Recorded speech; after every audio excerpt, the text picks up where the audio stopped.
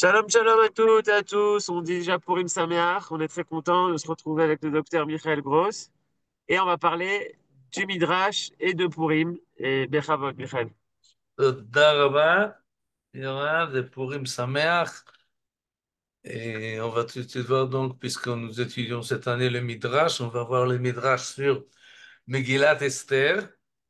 On peut pas avoir tous les Midrashim sur Megillat Esther, parce que il y en a beaucoup. Une grande partie, on peut les retrouver dans le chapitre 1 de Masechet Megillah, dans le Talmud Bavli. Il y a des pages entières qui font du Midrash et qui suit les versets de la Megillah. Et on a aussi dans Esther Rabbah. On a déjà parlé de Bereshit Rabbah, Shmot Rabbah.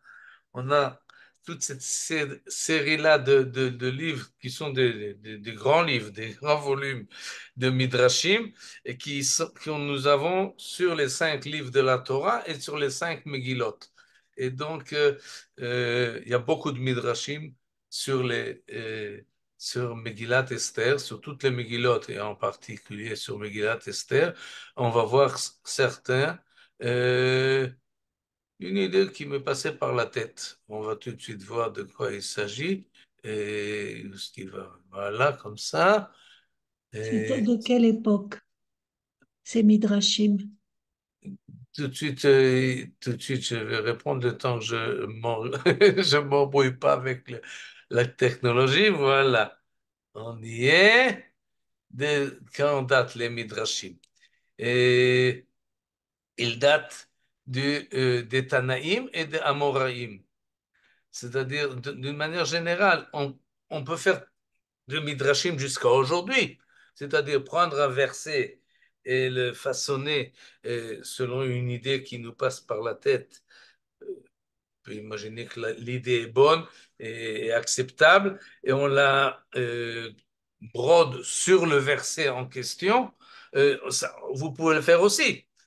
Mais quand on parle de Midrashim de l'époque classique, des Midrashim, de ce qu'on fait, on appelle le Midrash, c'est le Midrash de l'époque qu'on appelle Chazal, Chachamenu Zichronam Livracha, et qui on divise en 2 parties, les Tanaïm jusqu'à la rédaction de la Mishnah, à peu près au début du IIIe siècle, et les Chachamim qui étaient dans la Gemara, Talmud Yerushalmi, Talmud Bavli, les Amoréens de Babylone, les Tanaïm étaient des Eretz Israël, mais les Amoraïm de Bavel et les grandes maisons d'études, les yeshivot de Bavel, ont fait du Midrash et ces Midrash, on les retrouve dans le Talmud ou bien dans d'autres livres qui ont été organisés plus tard, comme Esther Rabba, par exemple, ou ailleurs. C'est-à-dire la littérature du Midrash, elle est énorme, elle est très grande, très variée, et de différentes sortes, de différentes présentations. Euh, mais d'une manière générale, leurs sources sont donc de l'époque des Tanaïm et des Mahoraïm, c'est-à-dire les premiers siècles, 1, 2, 3, 4, 5, 6 maximum de 6e siècle de Chachmei Israël. Certains qui sont connus à cause de leur renommée hilchatique, d'autres qui se sont spécialisés dans le Midrash Agadi, de la Haggadah, et ça, voilà, pour, à propos de l'époque des Midrashim. Et l'idée que je me suis dit, c'est de voir un peu des Midrashim sur les noms de la Haggadah, de la Megillah. Parce que dans la Megillah, il y a des noms spéciaux un peu bizarres. Achashverosh, ça ne sonne pas un nom biblique. Même Mordechai ou Esther, ça ne sonne pas comme des noms hébraïques, hébreux, que nous sommes habitués dans le Tanakh. Haman, Vaizata, et tous les autres noms, Memouchan, etc. Qu'est-ce que c'est que ces noms-là? Et je ne suis pas le premier à me poser la question, puisque le Midrash s'est penché sur cette question-là et a essayé de tirer de ces noms un enseignement et une certaine définition des personnalités que nous rencontrons dans la Megillah. Et par exemple, la Megillah commence Vaïhi bimé Achashverosh, c'était à l'époque d'Achashverosh. Ou Achashverosh, c'est le même Achashverosh qui était roi de Hodou, de l'Inde je sais pas, jusqu'à Habash. Et 127 Médinotes, 127 provinces qu'il avait sous sa couronne. Et en tout cas, il s'appelle Achashverosh.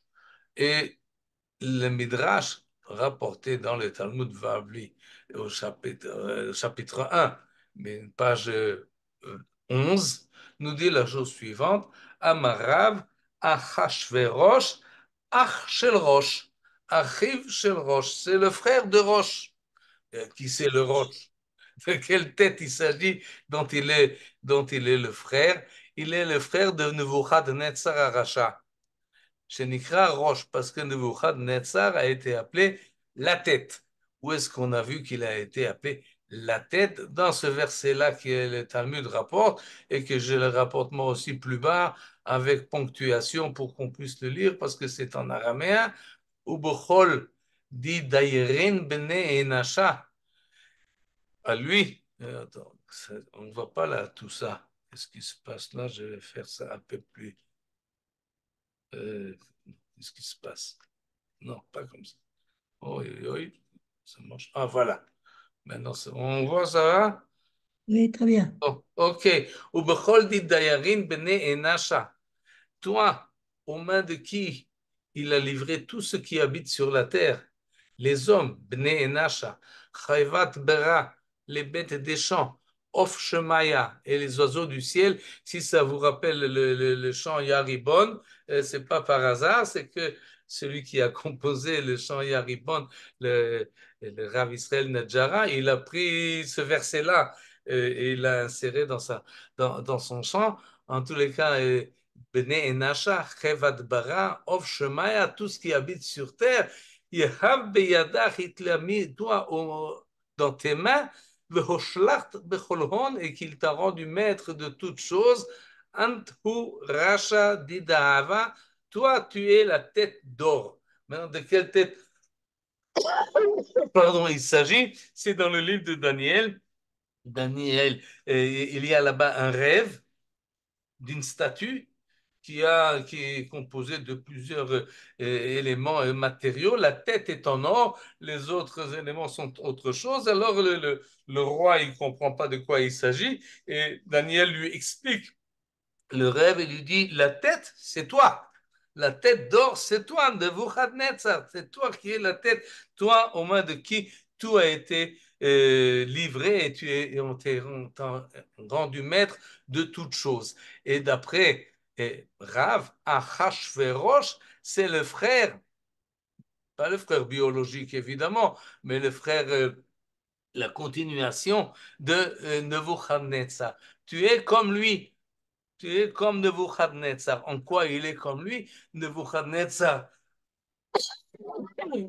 a détruit le temple de Yerushalayim et dans l'époque de Achashverosh, on a, alors que Koresh, oui, a permis de la reconstruction, à l'époque d'Achashverosh, ça s'est ralenti, il y a même eu un arrêt, et Achashverosh, tu es comme Nebuchadnezzar. Et comme Nebuchadnezzar voulait tuer le peuple juif, toi aussi tu veux tuer le peuple juif. Donc, pour Rav, et le Achashverosh, c'est une copie, on peut dire, de Nebuchadnezzar Melech Bavel. Et Achashverosh, on comprend le jeu de mots, le Ach Shel Rosh.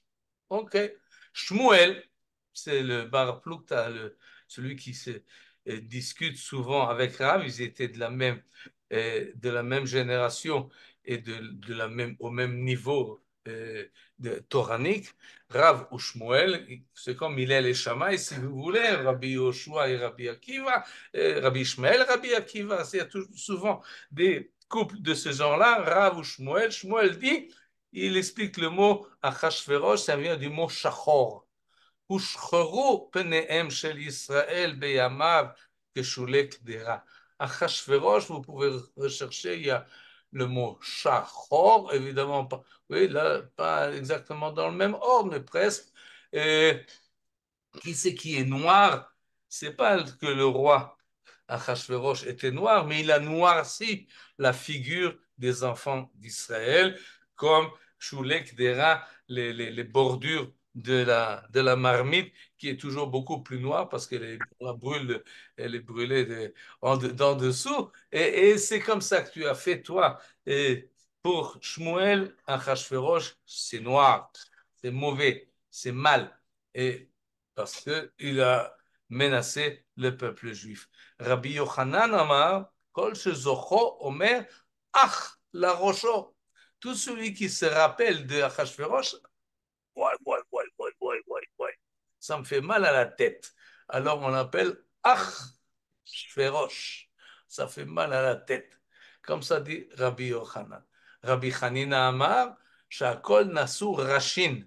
Lui, il prend le mot roche, rache. Rache, c'est un pauvre, comme dans l'expression qui s'attarache. Oui, la brebis du pauvre dans la parabole qui a été prononcée aux oreilles de David Amelech. Kifsat Harash. Harash, ce sont les pauvres. Akol Naasu Rashin Be'amav, tous ont été appauvris à l'époque de Achashverosh. Tout le monde finalement est arrivé dans la pauvreté, comme il est marqué à la fin de la Megillah, Vayasem Hamelech Achashverosh Mas, que le roi a pris un impôt, a imposé ses impôts sur tout le monde, et donc tout le monde a perdu beaucoup d'argent et tout le monde est devenu pauvre à l'époque de Achashverosh. Voilà la discussion que les Chachamim se posaient. Pourquoi on appelle Achashverosh? Et celui qui a expliqué ça, יש לך שיעור? את רוצה לשמוע את השיעור? qu'est-ce qui se passe? Je ne sais pas. En tous les cas, je reprends. Celui qui a expliqué cette Gemara-là, c'est le Maharal de Prague qui veut en tirer une leçon sur la personnalité de Achashverosh pour nous dire qu'il n'y a pas vraiment une contradiction entre ces quatre vues, Rav, Shmuel, Rabbi Yochanan et Rabbi Hanina. En fait, ils vont tous dans la même direction et il nous décrit un personnage qui est d'une manière générale euh, négatif, en plein négatif, pas simplement négatif, mais très négatif et entièrement négatif. Depuis la tête jusqu'aux pieds, il est négatif. C'est-à-dire que pour eux, Achashverosh, ce n'est pas quelqu'un qui manie un peu sa cour et des fois il tend d'un côté et des fois il tend d'un autre côté. Pour le Maharal, et sans doute il suit là l'idée que nous avons ici dans la Gemara, Achashverosh est un personnage méchant, flou et dangereux.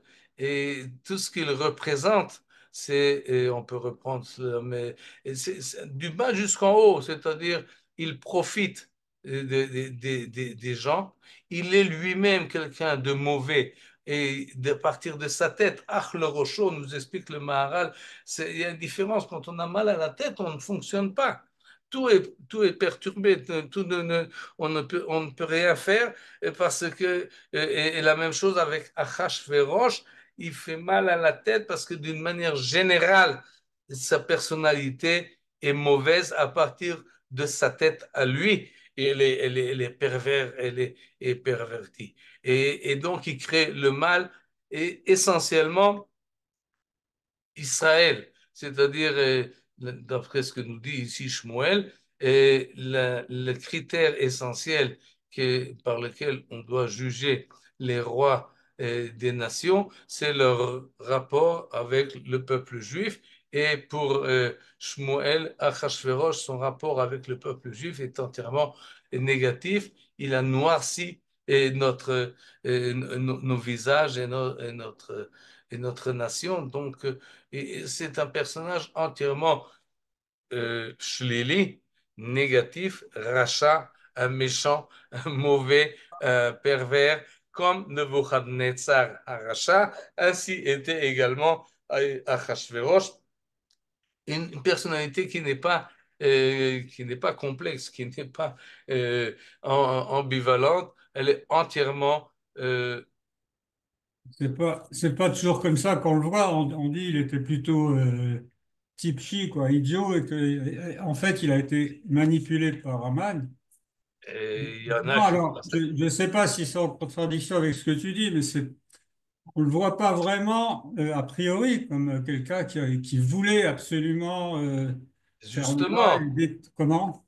justement, c'est exactement la démarche que fait ici le Midrash, et Ouais. en essayant de définir la personnalité à partir du nom de la personne. Le nom représente l'essence de la personnalité. Et pour, en tout cas, c'est l'explication du Maharal sur la drachot qui sont rapportées dans la Gemara. Et il mène tout cela pour bien nous dire, oui, c'est un personnage qui n'est pas ambivalent, qui n'est pas une fois pour, euh, pour Haman, et une autre fois il est pour Mordechai. On peut lire comme ça la Megillah, quelqu'un qui est tiré par le nez et par tous ceux qui l'entourent.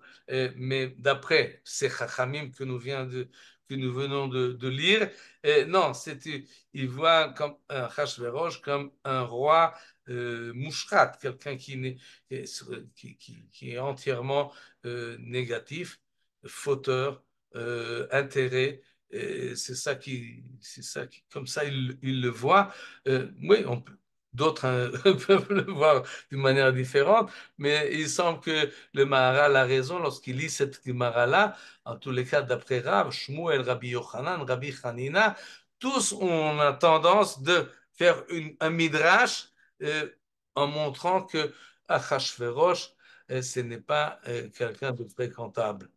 Et d'ailleurs, cette, cette lecture-là, elle peut être reprise dans le texte lui-même de la Haggadah, de la Megillah, pardon.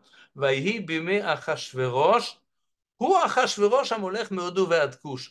Une remarque que font les interprétateurs, ils disent, c'est pas normal, on aurait plutôt dit, Vaïhi bime Amelech Achashverosh. Ou Achashverosh, Amolech, Meodouvad Kush. Tu l'appelles par son prénom et seulement à la fin tu lui donnes son titre. Et d'habitude, c'est pas comme. Ou bien, Vayubime Achashverosh Amelech.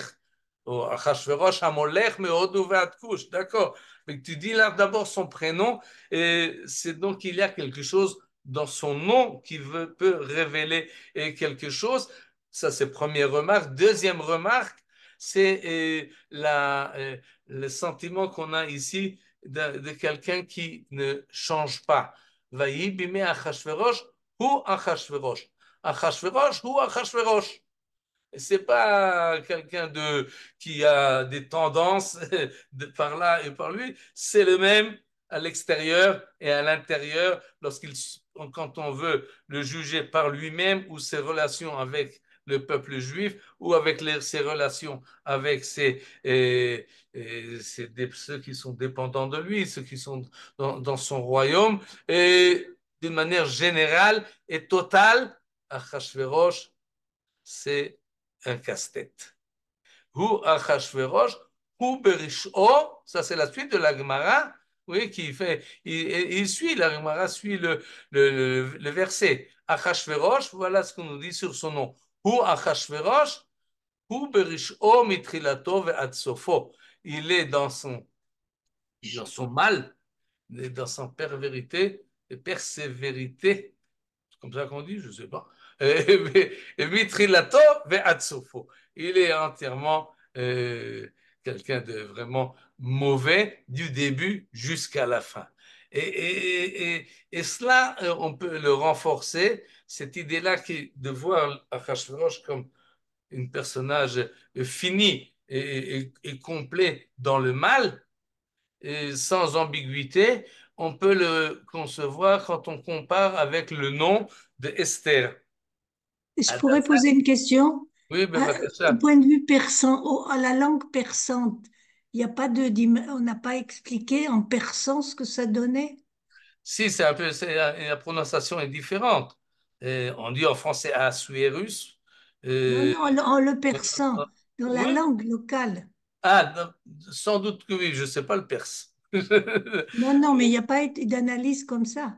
Et, Parce sou- que c'est un nom d'une langue étrangère. et oui, oui, mais le Midrash, ça lui fait pas peur, étant donné que c'est marqué dans la Megillah, et la Megillah l'appelle comme ça, alors on peut essayer, par le biais d'un jeu de mots, si vous voulez, ou d'une recherche dans les lettres et dans la formulation, une espèce de miroir de ce qu'il a à l'intérieur de la personnalité elle-même. Et cette manière-là, de faire des drachot sur les noms, c'est depuis le livre de Bereshit, nous l'avons, lorsqu'Akadosh Baruch Hu change le nom de Avram en Avraham ou de Sarai en Sarah, c'est donc que le nom a sa valeur, a son importance, et, et on le fait une dracha. Oui, Avamon Goyim Netaticha. On joue sur les noms des personnes, la Torah joue entre guillemets. Oui, donc elle change le nom lorsqu'il y a un changement de personnalité. Et donc, le fait que c'est un nom à la base étranger, ça ne touche pas. Ça nous est égal comment il s'appelait en perse. Et si dans la langue perse, on peut trouver d'autres explications, ce que font effectivement ceux qui font des recherches historiques ou linguistiques sur la Megillah, mais ce n'était pas la démarche de Rav ou Shmuel ou Rabbi Yochanan et Rabbi Hanina. Le Midrash fonctionne un peu différemment et je passe maintenant donc à Dasahi Esther. Si Achashverosh ou Achashverosh, parce qu'il ne change pas. Hadasahi Esther. Alors, évidemment, là, ça change. Elle s'appelle comment? Hadassah ou Esther? C'est deux noms différents pour la même personne, ce qui signifie qu'il y a là quelqu'un qui a une personnalité complexe. On peut l'avoir de différentes faces. Et effectivement, on a une approche différente. Elle s'appelle Hadassah, mais elle est Esther. Hadassah, c'est une connotation juive. Hadass. Esther, ça nous sent dans le son, c'est beaucoup plus perçant. Et donc, il y a ici peut-être une personnalité ambivalente qui n'est pas entièrement claire et évidente. Et c'est ce que nous dit la Gemara. Tout à l'heure, nous étions dans cette Megillah, nous étions dans la page 11, là nous sommes dans la page 13. Elle s'appelle Adassa. Et elle s'appelle Esther. On l'appelait Adassa, on l'appelait Esther. Et elle a donc deux noms, ce qui est... Alors, qui elle est? Qui est-elle, cette dame-là? Tania. Voilà ce que nous ont enseigné les Chachamim. Ceux-là, ce sont des Tanaïm de Eretz Israël, Rabbi Meir, Rabbi Yehuda, les élèves de Rabbi Akiva. Et un nous dit Esther Shema. Son nom, c'est Esther. C'est comme ça que ses parents l'ont appelé. Velama Nikra Shema Hadassah. Et pourquoi on l'a appelé Hadassah? Son nom est Esther, mais on l'appelle Hadassah. C'est donc un surnom, c'est donc un qualificatif. C'est quelque chose qui est elle s'est créée al shem tzadikim shenikrehu hadassim. On l'appelle Hadassa pour dire ça c'est une tzadeket. Elle est Hadassa. Elle est une myrte. Vechen omer vehu omed ben hadassim. Ça c'est un verset où on voit que le mot hadassim correspond à quelque chose de positif dans un contexte négatif. Voilà le verset dans à sa source dans le livre de Zacharia, le prophète Zacharie, qui lui aussi fait un songe extraordinaire. Raïti halayla, j'ai vu dans la nuit. Veine ish rochev al Sadom. J'ai vu un homme qui était monté sur un cheval roux, il traduit rouge, on peut dire. Vehu omed ben ha'adassim asher ba metzula. Il se tenait parmi les myrtes, les hadassim, dans une dépression du sol. Il est sur un cheval rouge dans un contexte vert. Asher Bametsula dans une dépression, un creux. Ve'acharav, et derrière lui, derrière ce chevaucheur, il y avait des chevaux roux, baies et blancs. Sousim adumim, shrokim ou levanim. Il y a beaucoup de couleurs dans cette image-là. et le Navi Zecharia demande explication à l'ange qui lui fait cette présentation. Qu'est-ce que tout cela, ça signifie? Et il reçoit une explication qui veut dire qu'il y a ici quelque chose de très dynamique. Ce sont les chevaux qui sont tout autour, mais le paysage est très pastoral. Ben Hadassim Asher Metzula, parmi les myrtes dans une dépression. Tout autour, c'est bouillant et c'est plein d'intrigues et c'est beaucoup de mauvaise volonté et de surnoiserie. Oh, oui. Et, mais il y a des hadassim. Et donc, ce plan arrière des hadassim, c'est quelque chose de pastoral, de fixe, quelque chose qui est planté, quelque chose qui ne bouge pas, quelque chose qui est vert, quelque chose qui donne de l'assurance. Et donc, ce sont les tzadikim par rapport au Rechaïm. Vous, omed ben ha'adassim asher ba'metzula. Et donc, on a une preuve que le mot Hadass correspond à quelque chose de positif, quelque chose de bien, quelque chose de tzadikim.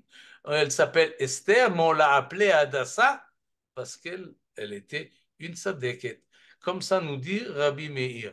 Rabbi Yehuda dit non, au contraire, son nom c'est Hadassah. Comme ça, ses parents l'ont appelée. Et pourquoi on l'a appelée Esther alors? Parce qu'elle a une autre qualité, pas à cause de sa tzadikout, mais à cause parce qu'elle était renfermée et a été masteret dvareya, elle cachait ces choses, elle ne s'exprimait pas extérieurement, elle gardait tout intérieurement pour elle, comme il est marqué dans la Megillah. En Esther Magedet et Amavet Moladeta. Personne lui et, on lui demandait d'où tu viens, comment tu t'appelles, qui sont tes parents, quel est ton peuple. Et elle ne répondait pas, elle ne dévoilait pas. Et c'est donc une personne qui ne se dévoile pas. Elle est Esther, elle est cachée, elle se cache. Et donc, c'est ça. En fait, on peut reprendre, comme ça, voir l'idée de Rabbi Nehemia qui dit Hadassah Shma, effectivement, c'était son nom, mais elle était appelée Esther pas parce qu'elle ne se dévoilait pas, mais parce que Shayu Mota Olam Kurimota Al-Shum Astahar. Ça, c'est vraiment une source persane, bien que je ne connais pas le terme, mais il semble Astarte. Et d'après Rashi, et on l'a comparé à la lune.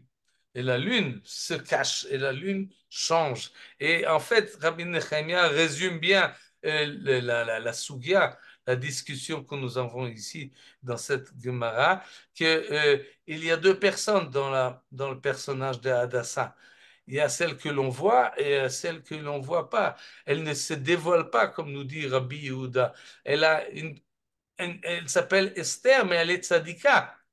Et donc, elle est intérieurement peut-être bonne, mais pas extérieurement, ou le contraire.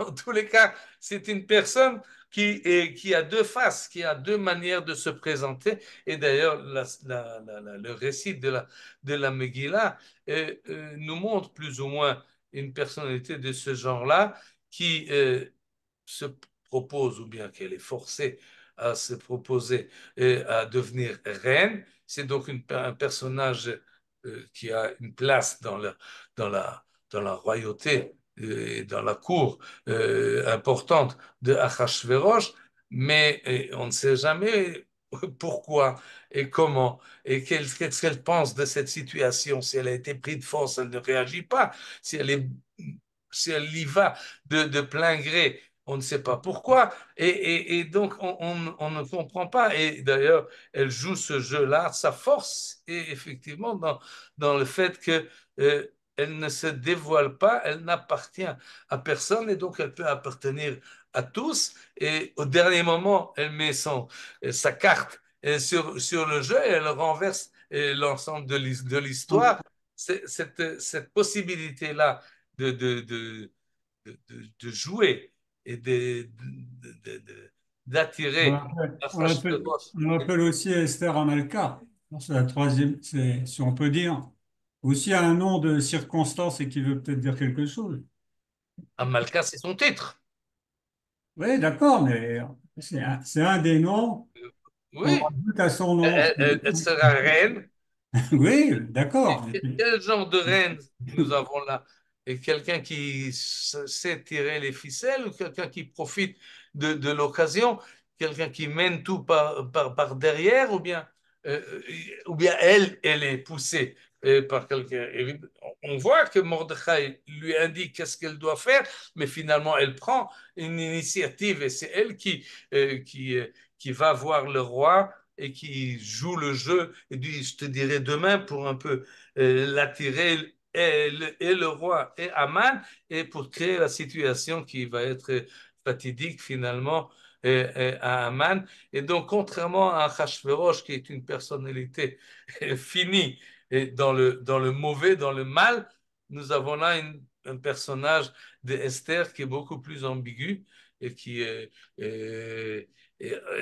qu'on soit d'après Rabbi Meir, qu'on soit d'après Rabbi Yehuda, elle a les deux noms. On l'appelle Adassa et on l'appelle Esther. Ce n'est pas la même chose, mais ça peut être complémentaire. En tous les cas, c'est l'image que nous avons là et de la personnalité d'Esther. Et Aman, on dit Aman Aracha, les choses sont claires aussi. Aman est un rachat, et on va maintenant voir que Aman n'est pas simplement rachat, mais Aman aussi, il a deux noms. C'est quoi l'autre? Ah, c'est quoi l'autre? Alors, tu vas voir. Alors, Je sais pas, moi. voilà. Le Talmud Bavli, page 12, nous dit Memouchan ze Haman. Ah, Ah, mais ça, c'est le Midrash qui nous dit, c'est pas la Megillah. Adassa hi Esther, c'est la Megillah qui nous le dit. Là, le Midrash nous dévoile que Memouchan, c'est Haman. Et qui c'est ce Memouchan-là? Et pourquoi Memouchan, c'est Haman? Et d'où ça vient tout ça? Et regardez les versets. Et nous avons les versets au chapitre 1. Oui, Vakarov est là. Il s'agit juste après que Vashti n'a pas accepté de venir se présenter devant le roi et sa cour, alors qu'est-ce qu'on va en faire maintenant euh, de, cette, euh, de cette dame? Ça, c'est la question qui est posée au verset 15.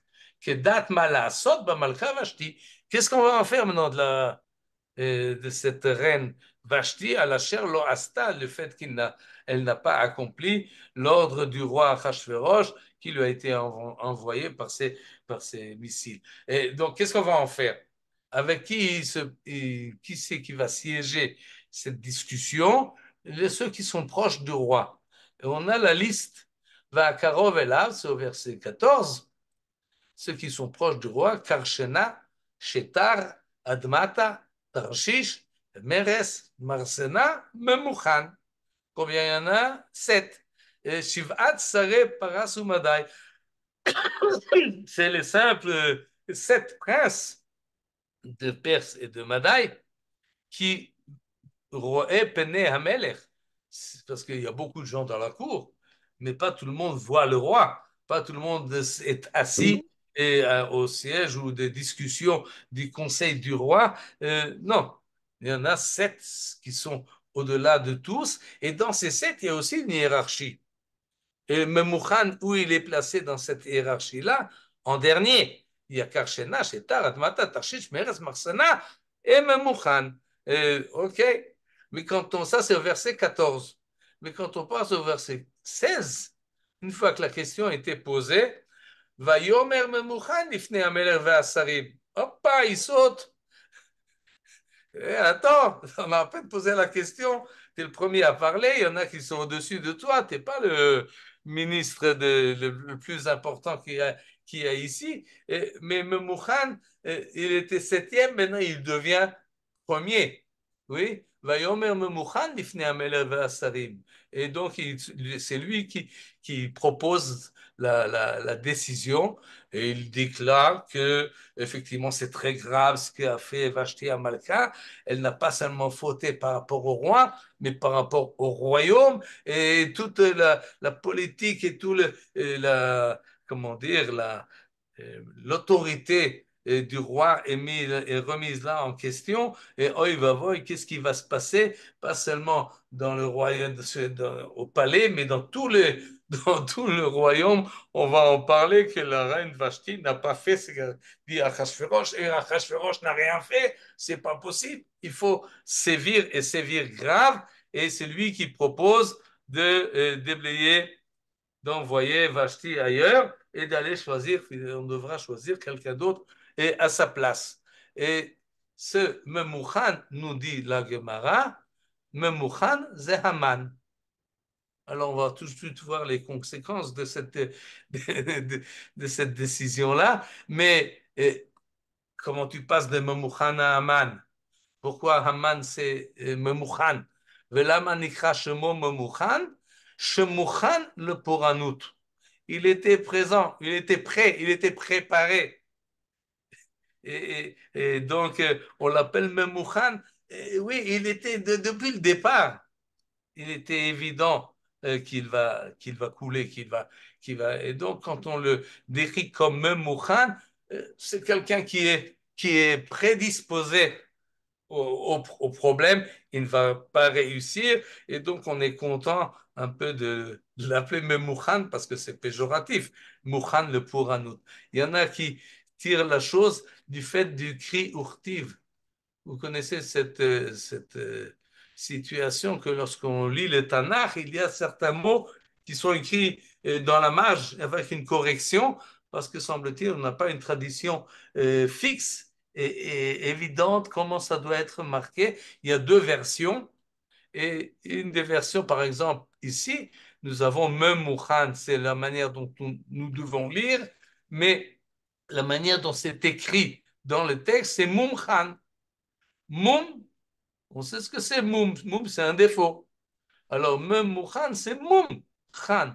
C'est-à-dire, il y a là un défaut, il y a là un problème avec ce personnage. Dès le départ, il est quelqu'un de négatif. Et donc, la Megillah elle-même nous a pas fait la correspondance entre Memouchan et Aman, mais la Gemara nous dit oui, et nous dit oui, oui, Memouchan, c'est lui qui a sauté le premier pour donner une réponse à Marav Kahana, Mikan, Shehaïdiot, Kofet Barosh. Celui qui n'est pas très malin, il donne la réponse en premier. Si vous faites partie d'une association, et si ça vous arrive à faire des discussions, peu importe si c'est Vaad Abayit ou bien si c'est Shulchan HaMemshala, c'est toujours la même chose. Attendez, ne donnez pas votre avis en premier. C'est un des conseils les plus importants. Écoutez d'abord ce que disent les autres. Et pourquoi? Parce que si les autres disent quelque chose d'intelligent, alors vous pouvez affirmer et confirmer et vous rallier à lui. S'il dit quelque chose de bête, alors vous pouvez le corriger et vous pouvez... mais si vous êtes en premier, alors vous recevez toutes les réactions des autres. C'est pas malin de sauter en premier, idiote qu'au fait baroche. Maintenant, dans la Megillah, quand on connaît la suite de l'histoire et la manière dont Haman finalement va être pendu, il va être pendu à cause de Esther. Mais qui c'est qui a amené Esther à devenir reine? Eh bien, c'est justement Memouchan. Et donc, dans ce que nous dit ici la Gemara, il y a une espèce on appelle ça en français, et c'est, non, j'ai oublié le mot, ironique. Oui, c'est-à-dire, on veut dire par là, Aman, c'est toi qui a creusé le trou dans lequel finalement tu es tombé. Tu as réchauffé la chaudière dans laquelle on va te cuire. Pourquoi tu as demandé? Pourquoi? Kofetz Baroche. Tout de suite, tu dis ton avis. Tu penses que tu sais dès près abord de pouvoir régler la situation. Il y a des gens qui sont plus forts, il y a des forces plus fortes que toi. Et donc, quand on dit Memouchan Zehaman, on pousse la chose au ridicule. Tu crois pouvoir choisir qui sera la reine et remplacer et faire le jeu des échecs sur l'échiquier, et ben finalement, c'est toi qui va en subir les conséquences. Et donc, il y a dans cette, beaucoup d'ironie dans ce dire-là de la Gemara. On appelle donc Haman Memouchan. Mais quand voit finalement la situation, on peut dire que c'est deux personnes différentes. Et la Megillah elle-même ne l'a pas dit. Et si on veut rechercher le sens du mot Haman, qui c'est ce Haman-là dont on parle, d'où il tire de la même manière qu'on a vu dans Hadassah. C'est une tzadika. Esther, c'est quelqu'un qui ne se dévoile pas et qui garde les cartes proches d'elle. Et Achashverosh, selon les quatre explications que nous avons. Et Haman, c'est quoi? Pour cela, il faut quitter la Masechet Megillah et passer à Masechet Chulin. Là, nous avons un autre midrash qui parle de Haman, qui parle d'Esther et qui parle également de Mordechai et fait un jeu de mots sur tous les noms et nous dit la chose suivante. Haman mina Torah minaïn. La formulation de la question est bizarre et pas très claire non plus. D'où est-ce qu'on sait qu'il y a Haman dans la Torah? Haman de la Megillah, où il est dans la Torah? Et c'est rare, pas seulement c'est rare, c'est la seule fois où on pose la question de cette manière-là. Et on va voir la réponse. Où est mentionné Haman dans la Torah? Il n'y a pas de Haman dans la Torah, mais le Midrash trouve Haman dans la Torah. Les trois lettres Hey, Mem, Nun, même s'ils sont ponctués d'une manière différente, se retrouvent dans la Torah, pas seulement à propos de la manne qui tombe du ciel et qui a apporté la nourriture au peuple qui est sorti d'Égypte, mais dans un contexte beaucoup plus antérieur, et à propos dans le livre de Bereshit au chapitre 3, Vayomer, mi guide lecha ki eromata, qui t'a dit que tu es nu? A dit à Kadosh Baruch Hu, à Adam, après qu'il a mangé du fruit interdit, Hamin ha'etz asher tziviticha levilti achol mimeno achalta. Est-ce que de l'arbre que je t'ai ordonné de ne pas manger, tu as eu mangé? Là, nous dit le Midrash, on retrouve la source de Haman. Haman, il se trouve là. Hamin ha'etz. Voilà le Haman.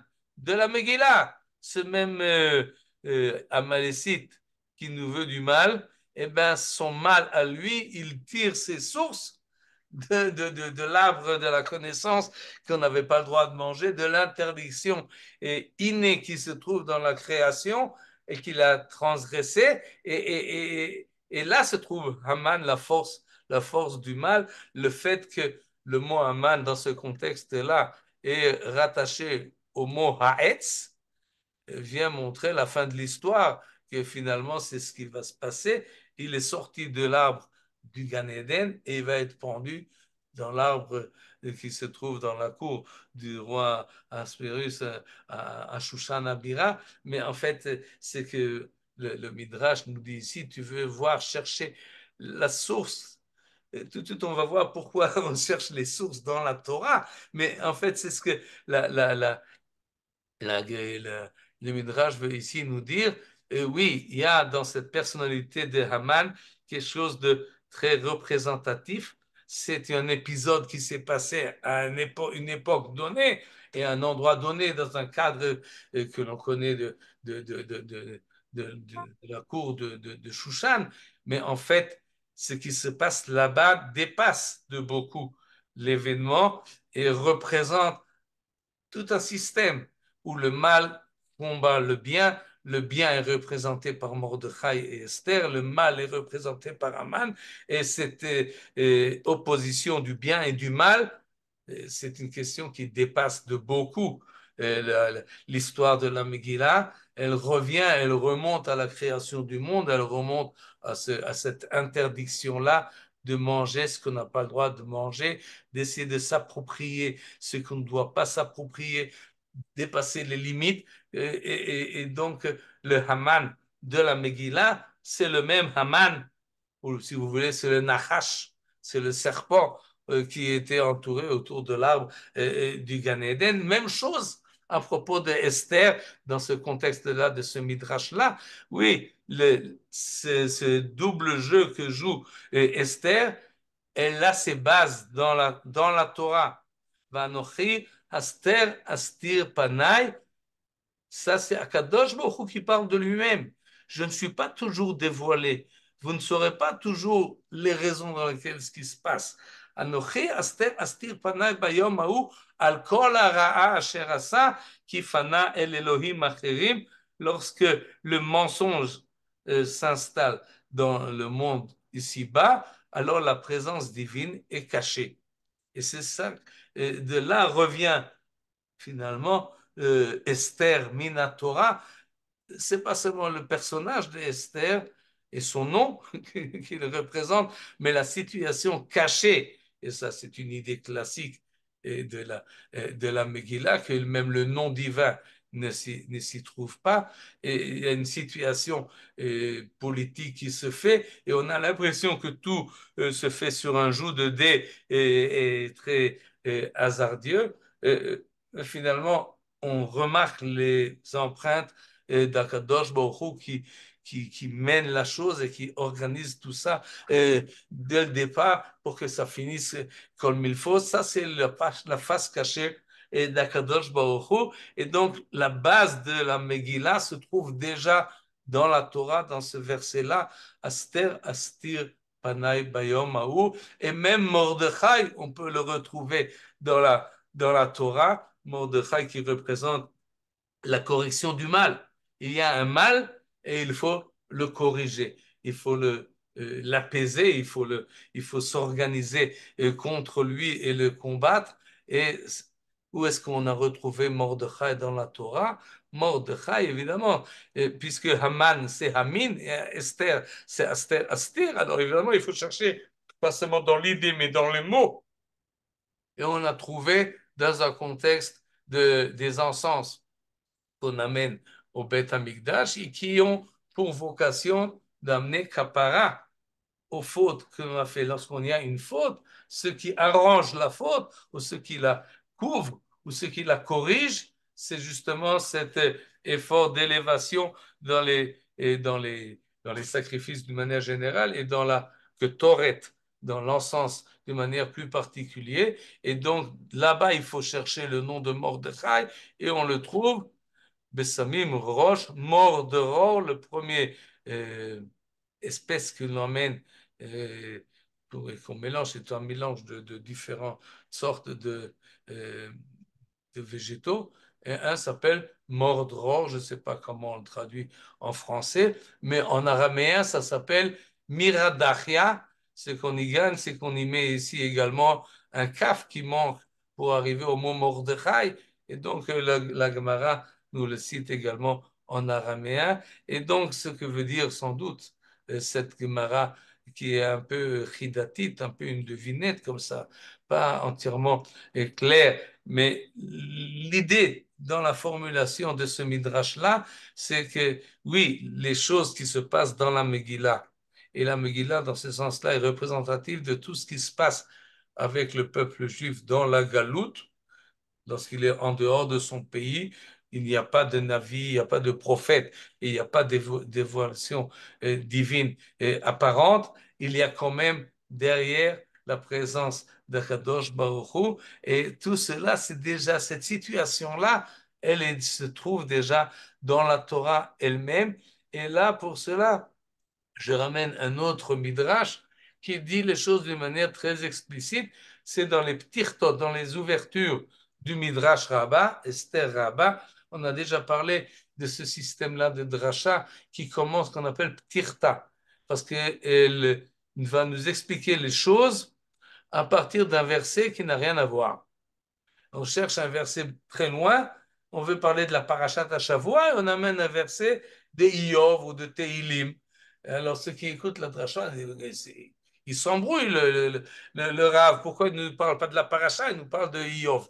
Et non, le Rav ne s'embrouille pas. À partir de ce verset-là, finalement, il va arriver à notre verset à nous. Et donc, Rabbi Berachia a ouvert sa dracha de la manière suivante en amenant un pasouk de Yeshayahu qui nous dit Mi pa'al ve'asa kore hadorot merosh ani Hashem rishon Ve'et acharonim ani hu. Nous dit le prophète Isaïe, qui c'est qui a créé et a fait les générations à l'avance? C'est moi, Ani Hachem, Rishon. J'étais le premier et je suis avec les derniers. Donc je vois l'ensemble de l'histoire humaine et je sais ce qui va se passer à la fin. Et de la fin, je découle de ce qui va se passer au début, nous dit le Midrash. Mitrilat briato shel olam, itkin hakadosh baruch hu lechol echad ve'echad masher ra'ui lo.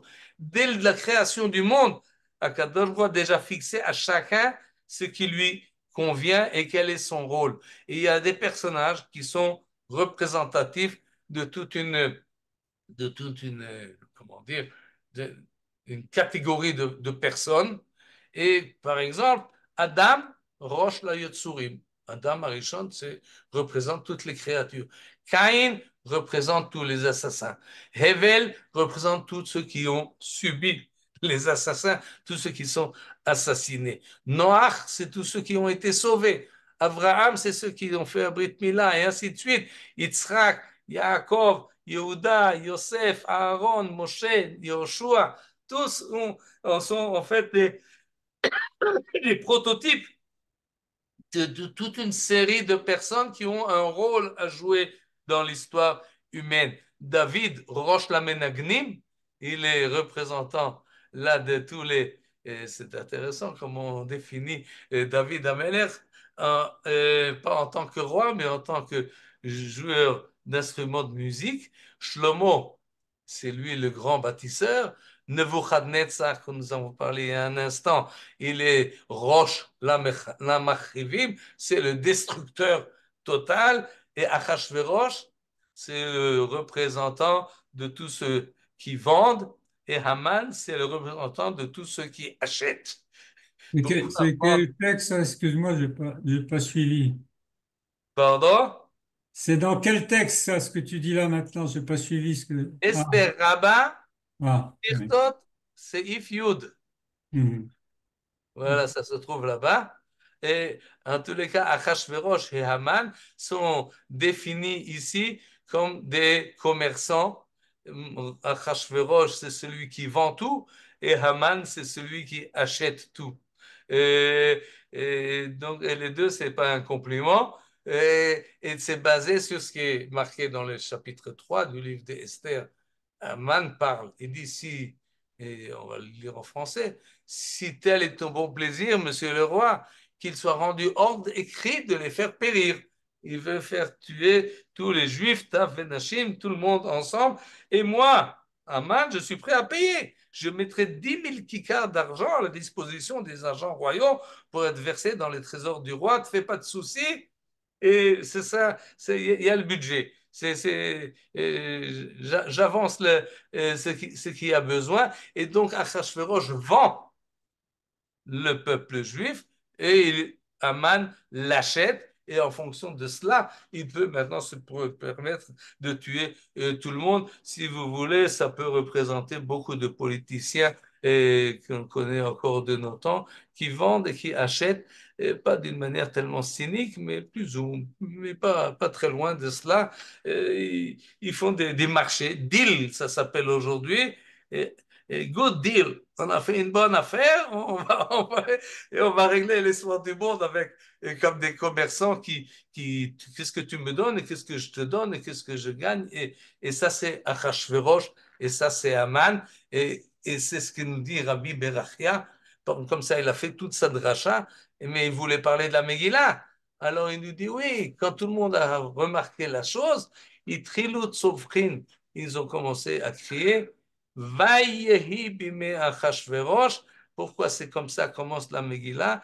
Parce que la Megillah, c'est quelque chose, c'est pas une belle histoire, d'après les Chachamim, ça commence Vaï, Vaï, Vaï, Vaï, Vayehi bime Achashverosh. Oui, c'est comme ça que nous dit ici la Vaï, Vayehi bime Achashverosh. Et quand un texte commence par Vayehi, le Midrash toujours va dans une direction du danger et de la perdition. L'histoire d'Achashverosh, on l'a vu, là, elle n'est pas tellement positif, elle est dangereuse. Finalement, nous avons été sauvés, Baruch Hashem, et c'est ce que nous fêtons à Purim. Mais toute la situation est tendue et fait peur. Imaginez ce décret avec une date qui est déjà fixée et une interdiction de se défendre. Wow. On a connu des choses semblables, mais il faut finir en beauté, positivement. Alors j'ajoute un midrash en plus et un autre ptirta qui lui a commencé par le livre de Micha pour parler de la Megillah. Et dans Micha, au chapitre 7, nous avons ce verset-là. Al tismechi oyavtili. Ne te réjouis pas, n'exulte pas à mon sujet, mon ennemi. Ki nafalti, kamti. Lorsque je tombe, je me relève. Qui échève bachosher, même si je suis dans les ténèbres, dans la difficulté, Hachem Orli, l'Éternel est pour moi une lumière. Et c'est surtout cela que voulaient Rabbi Chia Rabba et Rabbi Shimon bar Chalafta. Et là, on nous raconte une histoire par laquelle on va finir. Ces deux personnages, ces deux Chachamim, de l'époque de l'après de la destruction du second temple, se promenaient Hayum Alchim dans Bikhat Arbel. Arbel, c'est une montagne qui se trouve au nord de Tveria, sur la rive ouest du lac de Tibériade. Et ils marchaient dans la nuit. Et tout d'un coup, ils voyaient la lueur du jour qui commence à percer. Ça s'appelle ici Ayel et Ashacha, Shebak'a et Aora, qui traverse les ténèbres. Et tout d'un coup, il y a une lueur qu'on voit de l'est. Alors, un a dit à l'autre, Rabbi Chia Rabba a dit à son compagnon, Car Higdulatan shel Israël. Comme ça, c'est avec Israël.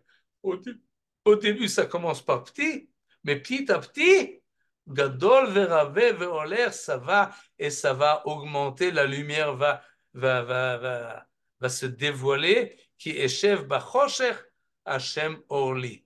Et l'exemple qu'il a choisi, regarde dans la Megillah, au début Mordechai Yoshev Beshar HaMelech, il est assis au coin de la porte du roi. Ensuite, il revient là-bas, alors une fois qu'il y a eu le décret de Haman, Vayashav Mordechai El Sha'ar HaMelech. Mais après, où Mordechai yatsa milifnei HaMelech, et finalement, on le met sur le cheval, et il est habillé des habits du roi, et finalement, qu'est-ce qui va se passer? La Yodim Aïta Ora, Vesimcha, Vesason, Vikar, ça commence dans le Chosher, ça commence dans les ténèbres, mais ça finit avec beaucoup de lumière, Ora, Vesimcha, Vesason, Vikar, lumière et joie et allégresse et beaucoup d'honneur. Et c'est ce que je vous souhaite vers la fête de Purim. Sheyeh Purim Sameach, V'kol Tuv. Merci d'avoir visionné cette vidéo. Je vous invite à vous abonner à notre chaîne InMode pour plus de replays, de conférences, de cours, d'interviews. Cliquez sur le bouton juste ici et vous êtes abonné à l'InMode. À très bientôt.